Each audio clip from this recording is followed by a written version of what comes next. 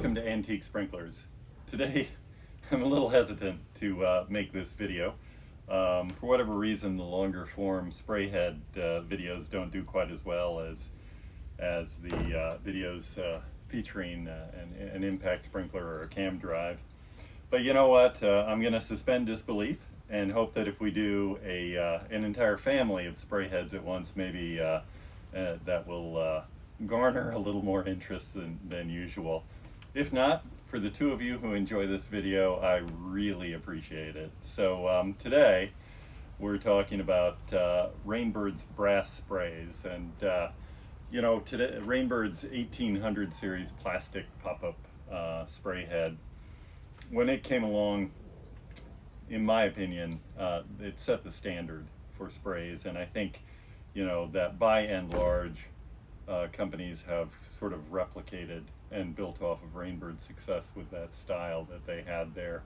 The wiper seal they put in, they had the seal-o-matic, so they put a check valve in the bottom of it fairly early. The female threaded nozzles that I think a lot of people feel are just easier to deal with out in the field than the male threaded nozzles. And then the multiple pop-up heights all came together to create what, like I said, in my opinion, is the most successful line of spray heads ever introduced. There are right now people who like the Toro 570s are throwing their phone against a wall, but or maybe even Richtel's spray heads with the male threaded nozzles. But anyway, one man's opinion, that 1800 series set the standard, and you know, no offense to any other manufacturers, but today I see a lot of spray heads on the market that look a lot like 1800 series sprays. However, Rainbird was in business a long time before that plastic spray head came into existence, and like the other manufacturers of the day, they made their sprays out of brass. So we're going to go through a fairly complete listing of their offerings. So early on, like all the manufacturers, they would have had a flush mount spray head. And if you go back to irrigation systems of the late 19-teens and the 1920s, you know, certainly a company like Brooks had a pop-up, but most of your sprays were of this style where they were mounted flush in your turf. There were really no rotors to speak of that were pop-up at the time, and so that's what your irrigation system would consist of. And this guy is fairly interesting, I think, because it has sort of these slit sprays. It's a dual slit spray nozzle in it. The flush mount almost always, for every manufacturer, is going to have a male threaded nozzle as well. And Rainbird's variant of that was the 161. By the 1970s, it appears to have been discontinued. I don't see it in any of my 70s era Rainbird catalogs. They had plastic variations by then. The 160 in particular comes to mind, which was kind of a cool adjustable one, but no brass flush mount. With the exception, he said quickly, of the 2800 series. And the brass that they made the 2800 series, I'm not sure what it is. It appears to be of a lower quality. And they pumped out a lot of, I'm sorry, this is the 2600 series, and they pumped out a ton of these. And they're related, obviously, to the Space 15, the 2800 series pop-up that we'll get to in just a second. And again, flush mount, a variety of male threaded nozzles, I can't quite get that guy out, that go with it, every pattern you can imagine, including square. They also made a bubbler that fit in here that had sort of a screen on top of it, and that's something I'd love to get for my collection. It's really the only hole I have in my Rainbird sprays collection at the moment. And then also in those sort of smaller non-pop-up variety sprays, you've got this 2200 flower bubbler, and what it was, it just shot gentle streams of water, particularly this full circle one. It was only meant to run at about 3 or 4 psi, and it would you know, send a stream of water. In this one, it's got holes bored all the way around it, so it's in every possible direction. We'll call it a full circle. And it was meant for areas where you just wanted to get the dirt wet. You didn't want water touching the foliage or the flowers, and that's why they picked the name Flower Bubbler for these guys. And then you have the 2400 series Shrub Spray, and this was a very, very common spray, and this is the flat variety, and it's a center stream. It shoots water in both directions, and it came in every possible configuration, and even some that had a slight angle to them, had more of did not have a flat trajectory, and they would just go straight onto a 1/2 inch riser and sit in a flower bed to water it. Very common. And now for the pop-ups. So first of all, you had the Rainbird 171, which is incredibly common. There's a ton of these out there. And it had a very short pop-up height, gravity retract. And then it introduced these female threaded nozzles. And I agree with folks who say they're easier to deal with in the field. I've always had a preference for that style of nozzle. And you could get just about every single configuration possible. In fact, this one has one that's a little obscure. It's a 1/3 nozzle. Quarters and halves and fulls are much more common, but you could get a 1/3, you could get a 3/4, that kind of thing.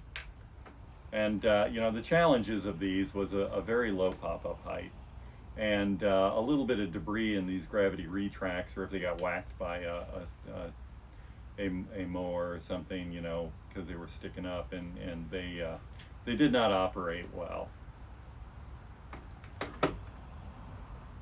Now the big brother of the 171 was the 181, and this guy dumps out a ton of water. It's got a 3/4 inch inlet, which is female inlet, which is unusual for a spray head. You're not going to be able to see the orifice on this nozzle, but it's absolutely massive. And it was meant to put out a pretty high precipitation rate across its pattern. It just dumped a ton of water at once. Very beefy spray head. You know, earlier pop-up gravity retracts, like from Brooks, you know, Buckner had their 404, were 3/4 inch, and they put out a ton of water. It wasn't until later that they started making them smaller. And by later, I mean, you know, the 1950s, so not that much later. And then kind of last in this smaller pop-up is the really famous Rainbird 2800 Space 15, and it also had a female threaded nozzle, albeit much smaller, that fit on top of a daintier spindle, shall we say, and they had nice seals at the bottom of them, and they worked well. A lot of these were produced, my opinion is that they're of a lower grade brass than, say, the 171, but you do run into a ton of these guys out there. And then, you know, to try to overcome the issues with that low pop-up height, like a lot of brands, Rainbird introduced an HP, a high pop, and so this is the 171 high pop.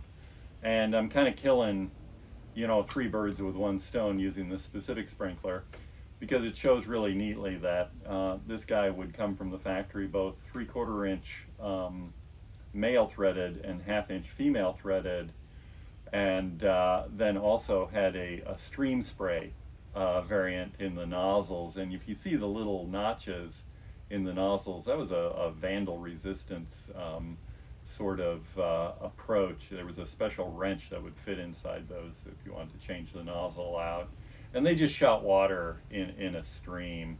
And you know, they had 2 variants of these. They had one that was sand cast and one that was die cast bronze.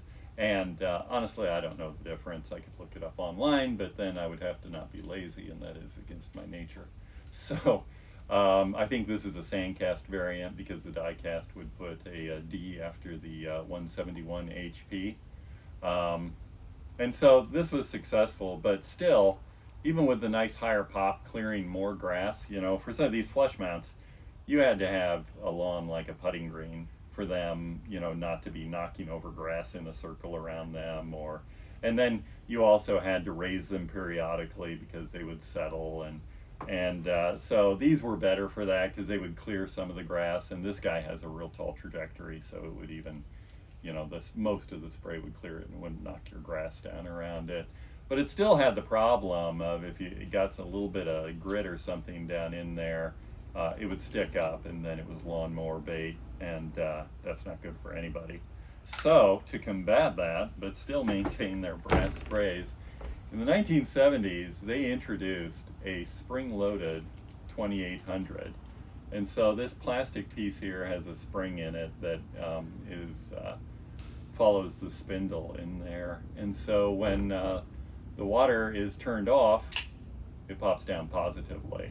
And, you know, that was really the birth of that style of spray head. And it could be that some other manufacturers were messing around with springs at the same time or a little ahead of time. But Rainbird was obviously a major player in the industry, and so that was a big deal. You know, I saw other manufacturers, you know, introducing plastic bodies on gravity retract sprays to try to start cutting cost a little bit. But this is a very early model that had a retract spring, and so you know, good innovation. I don't think a lot of them were sold. I've run into 2 of them over the last 3 or 4 years, and while I was in the irrigation industry, never ran into a single one. So I think it's a very cool sprinkler. And so that's the Rainbird family of brass spray heads. If you know of other models that I failed to mention, please let me know. You know, like a lot of manufacturers, they also had a separate shrub body that then you could thread any of their female threaded nozzles onto. So more of a shrub adapter than a shrub spray. But beyond that, I think this is a fairly complete representation of what Rainbird did in that space over the years ahead of that 1800 coming out. And you know, if you know of one that came very early that was different, please feel free to leave a comment. I always enjoy learning things as I'm making and posting these videos and making mistake after mistake. And if you do like these kinds of videos, check out my playlist that has content from a bunch of other people doing sprinkler videos. And if you happen to hit the thumbs up button on this guy, it will just help more people to see it. So I'm always grateful when folks take the time to do that. And thanks for watching.